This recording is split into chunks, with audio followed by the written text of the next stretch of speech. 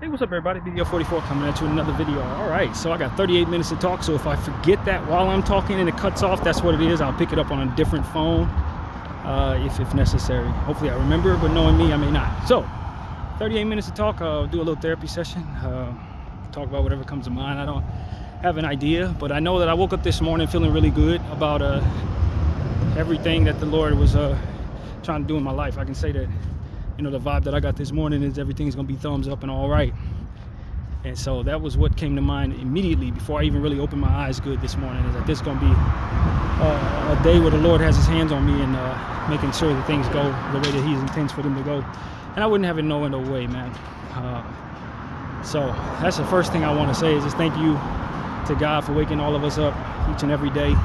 Life is fleeting, and it is not something that we can count on, even though we live as if, a lot of us live as if we have forever. So yeah, that's what I want to say there. Very thankful to be in a good weathered situation right now. This weather is great right now.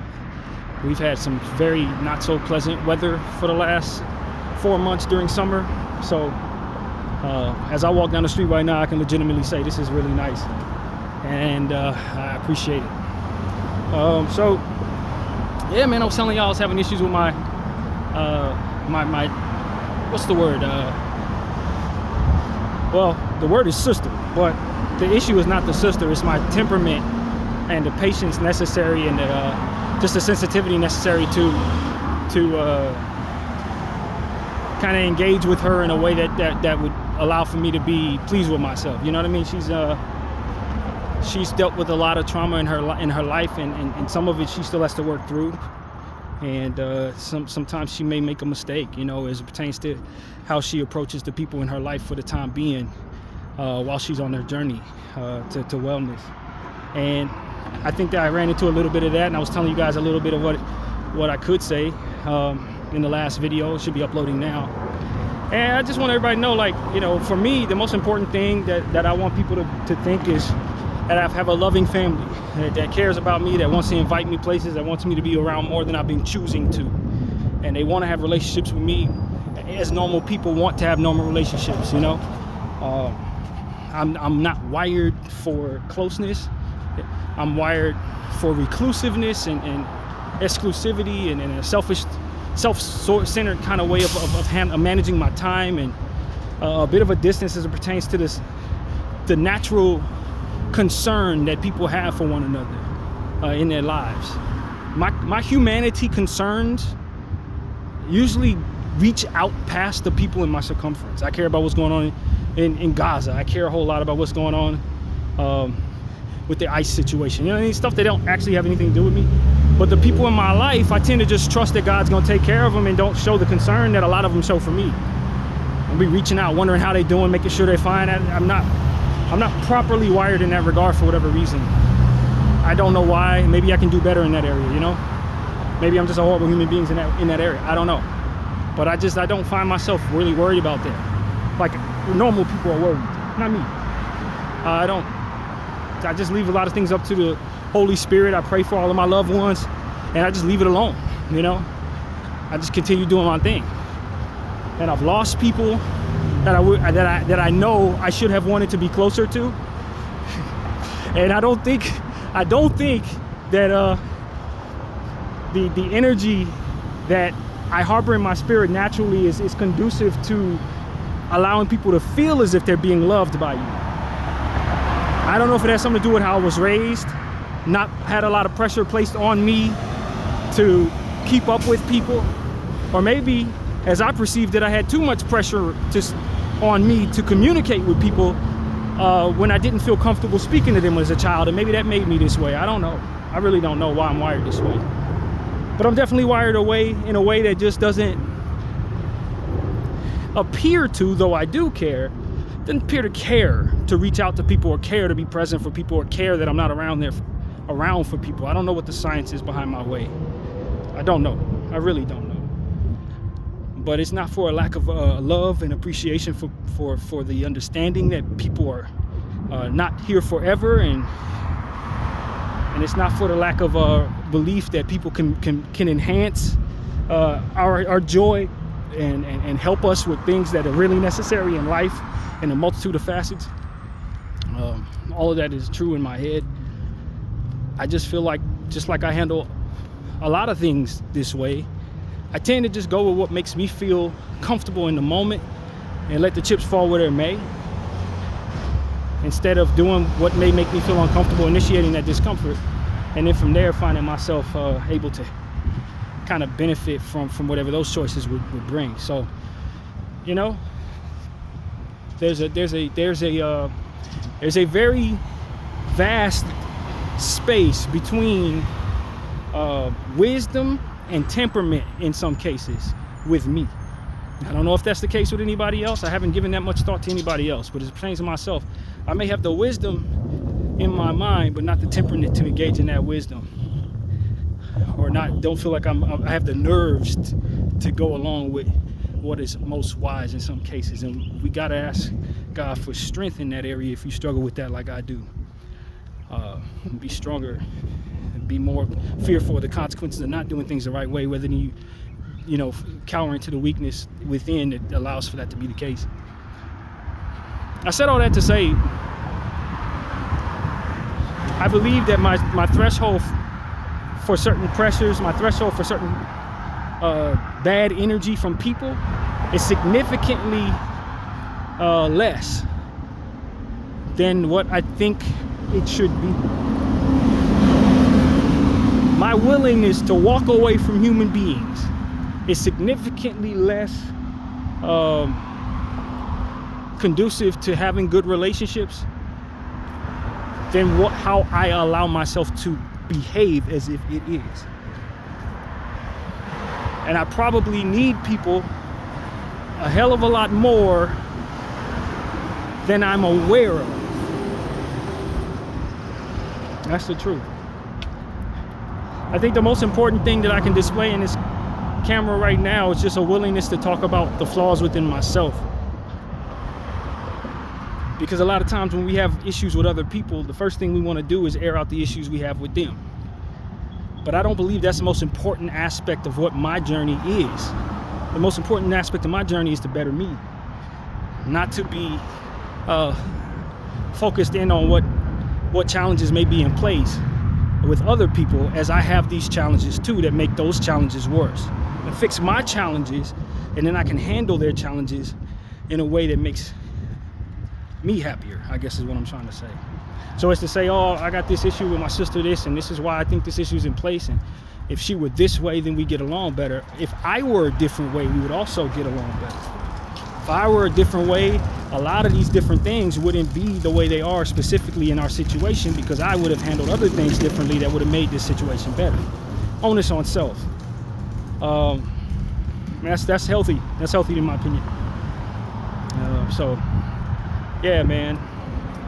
Until I get to where I need to be, and who knows what it's going to take or how soon I am to get there, I'm never going to actually operate in a way that I feel is good for keeping people close in your life, good for in my life.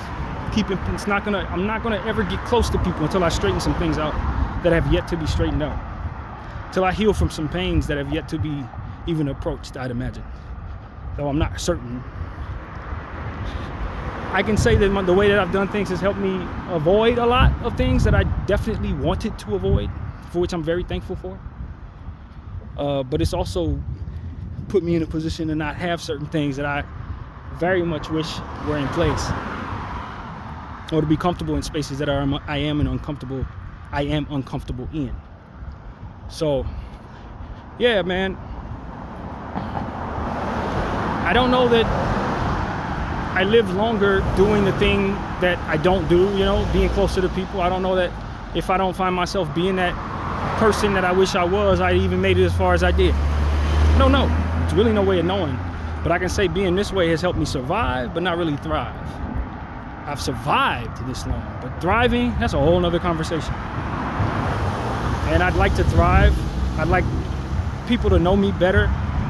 I'd like to hear better things about my presence in people's lives. You know, my sister said something to me a few nights ago that was true, and I couldn't do nothing but agree. She said, you know, because she had said, so much in my head. There was a conversation, discourse between myself and my sister, to where she had expressed to me that she had told someone something that me and her had, you know, communications about, and they had told her that they didn't agree with me. And my initial point of view was very defensive to that. And I told her, I was like, you need to watch people who try to wedge themselves between you and your family. Because I was raised to believe that those people are usually not for your betterment and end up turning on you somehow. Now, how I came to that conclusion was not righteous. That was ego talking, not wisdom, if I'm being honest. And I ended up clarifying that later on, about 10, 20 minutes later, when I told her, like, that's probably not the case.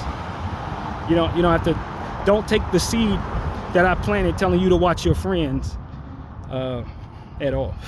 Don't take that seed, because that was coming from a place of ego, not from a place of wisdom. But nevertheless, that's what it was. And she essentially had told me, yo, you know, I'm not trying to sound like a jerk, but them people have been there for me. I know them better than I know you. You may be my brother, but you weren't there for me. They were. I know them. I trust them. And that's what it is. That I think we need to get to a space where we understand where we are in one another's lives and where other people may have been where we were absent. Both of us do. And I agreed with that 1,000%. It was strong wisdom from my sister, and it was hard to swallow. But the truth of the matter is, we haven't been there for one another. And a lot of the reason why that is because of me. A lot of that is the reason why that was even a thing, was because I am so comfortable being out of not only her life, but everybody else's too. And I'm comfortable them being out of my life. In fact, I feel a lot safer that they are. And I think that's not satisfactory to me. That's not acceptable to me. And I think everybody I know would be able to say that. I think people was there for me. You weren't. It's true, because I ain't been there for nobody. Not in that way. I've been here for me, only to a point even then. You know what I mean? And so I display this weakness in this phone and this flaw in this phone to tell everybody. I think that this is a byproduct of trauma, childhood trauma maybe, but I haven't really been able to have anybody give me a legitimate diagnosis or explanation for these behaviors. And so I'm just guessing as I try to self-assess. But I really don't know why I'm this way. I just know I've never not been, you know? And so I just want people to understand that I still got to overcome ego in certain situations. I don't like what my sister said, but I couldn't help but wholeheartedly agree and just kind of like fall back to say, you know, that's something that you don't ever want to hear, but it's not something I didn't earn, you know what I mean?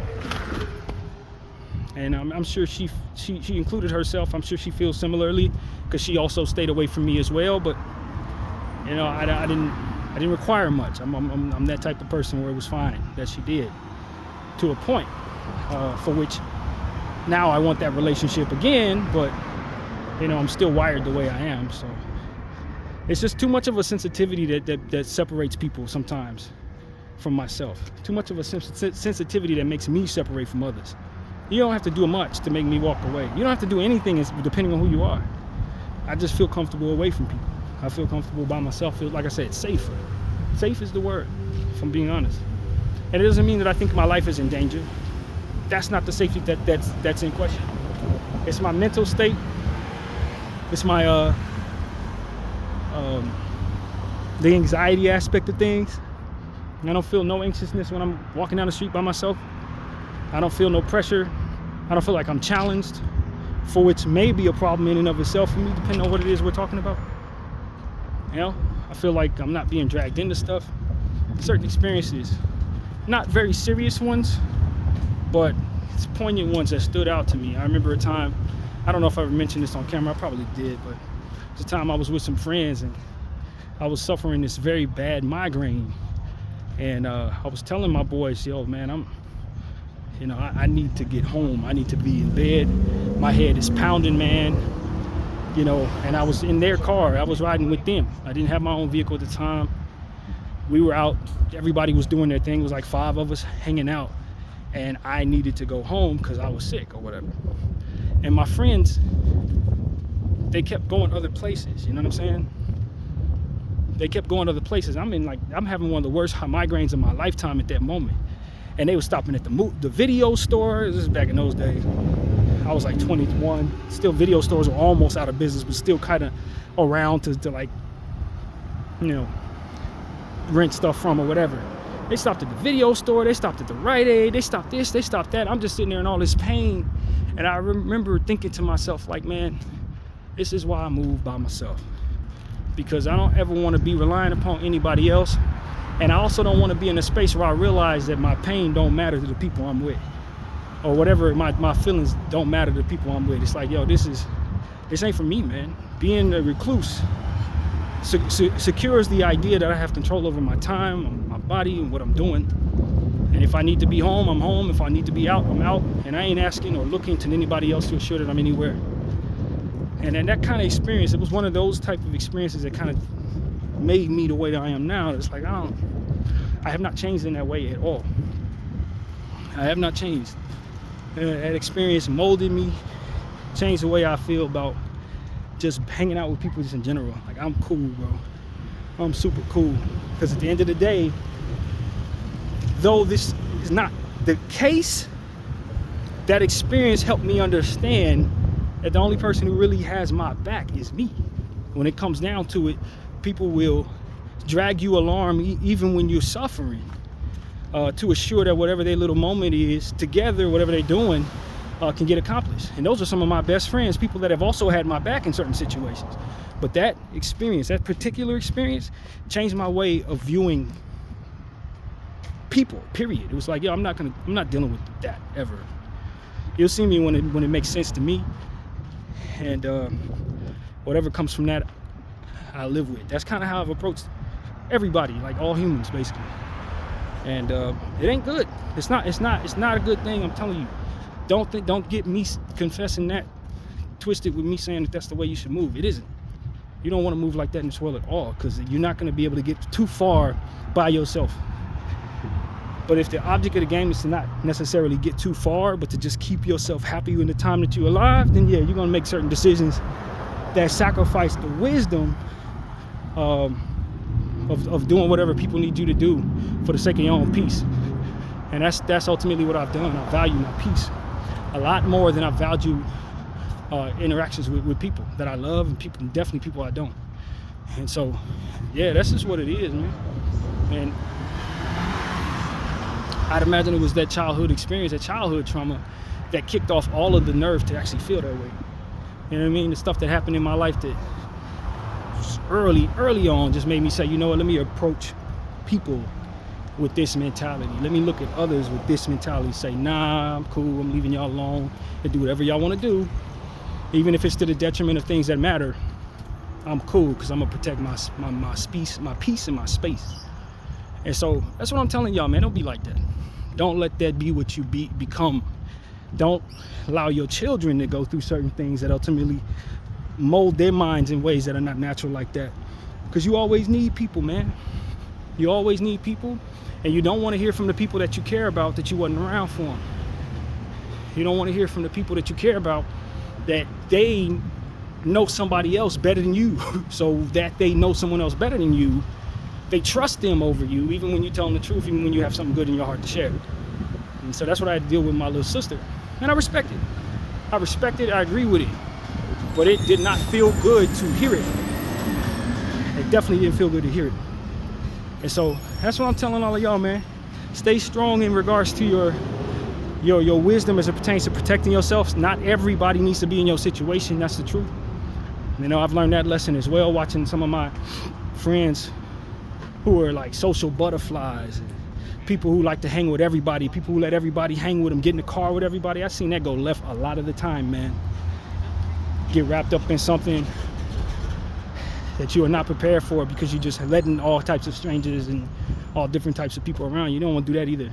There's a balance between what comes naturally to me and that trait there. And you got to find that balance. You know what I mean? You don't want to be a recluse, but you also don't want to be somebody that just lets everybody around. That ain't it either. So yeah, man, these are the things that came to mind in regards to my circumstances as it pertains to talking to my sister, man.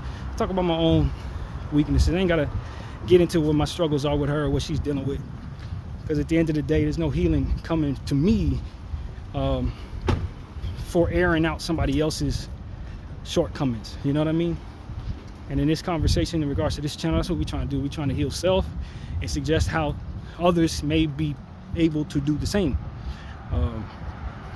So you're talking about people behind their back, talking about people on camera for other people to pay attention to. That ain't the way, man. I can tell you right now, that ain't the way. Using your platform to smear other people, even if you got a legitimate reason to do so, ain't the way. Ain't the way. Nothing good comes of that. Only more headaches. And so that's what I want to share with y'all. We want to protect our peace in that area as well. So yeah, shout out to my sister. Although there are some differences, not only between myself and her, but also her and others in our family. My intention is not to air out the business or, you know, relieve my own stresses by expressing my concerns or my frustrations. It's more so to express how I wish I was stronger so that I can handle these a lot better. And so that's what I want to say to you guys. But yeah, man, I never came this way before to get to the bank. I've never walked this way. This was a wonderful route. I think I'm probably about 15 minutes from the bank. I see Lancashire, so I'm starting to see stuff that's more familiar to me. And it was good to walk a different route today. And I felt like I was taking a different trip. And it's probably a more time-effective, space-effective type of route than what I would have normally taken doing what I normally do. So yeah, man, that's really what it is. I want everybody to just take care of their mental health, heal from past traumas, because that's the most important thing for me and my sister. If we both heal from past traumas, a lot of what it is that we got going on is not even possible. But because we have these things that we have yet to get under control fully, we do find ourselves in a space where we're kind of like struggling with one another, you know. So I think, you know, and that's the thing, when you live in a space where you operate that way, you do create problems that wouldn't be there otherwise. You know, my sister and her issue with me comes from both of us in a way, both of us in a way staying away from people and the things that can come about from that. Both of us kind of being this way and what comes from that. And you know, that we both communicate with people more consistently, or be willing to have tough conversations with people we haven't spoken with in a while, would really alleviate any sort of what it is that we're struggling with right now. And so that's what I want to tell people. Communication is the way. Becoming more comfortable communicating with people is probably the way. I understand some dynamics create a space from which you don't want to communicate with people. I get that. But sometimes you find yourself running into problems that only come from a lack of communication. Sometimes you run into issues that are only derived from working around the fact that you ain't talked to somebody or whatever the case may be. And that's the problem I've been running into with some of the stuff that I've been dealing with as of late. So yeah, get your communication on, man. Become more comfortable with whatever necessary. You know, spiritually prepare for whatever difficult conversations may be necessary in your life. You know what I mean? Go in with it with a sober heart, sober mind, because the devil's always working. That's for damn sure. He's always working. Try to use your frustration against yourself and others. That's for sure. And so that's pretty much where I think I will leave this video. I appreciate everybody for watching Bdf 44, and I'm out.